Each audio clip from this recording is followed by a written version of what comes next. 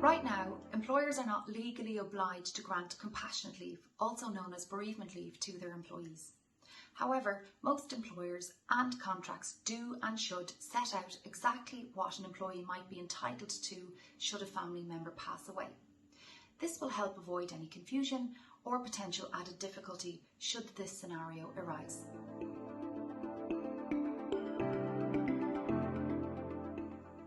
If the contract does not specify the number of paid days off an employer grants, then the discretion used by the employer should take into account custom and practice within the workplace.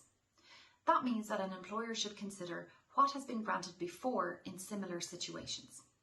Also, it is never too late to develop a more detailed policy on compassionate leave and/or to update the contracts to reflect this specification.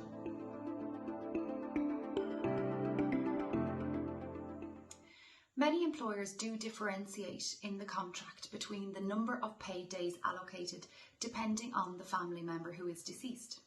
For example, 3 paid days may be allocated in the case of the death of a parent, a sibling, a child, a spouse or civil partner, and 2 paid days might be allocated in the case of the death of a grandparent or an in-law.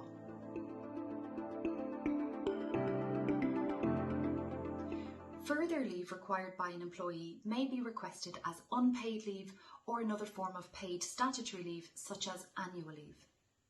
Any additional paid leave is granted at the discretion of the employer, but employers are advised to approach the granting of additional compassionate leave fairly. So what you grant to one employee, you must be willing to grant the same to another.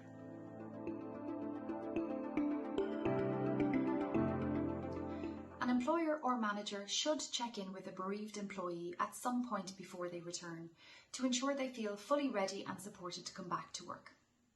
Your employee assistance programme may also offer some bereavement counselling at no cost to the employee as an additional support to them.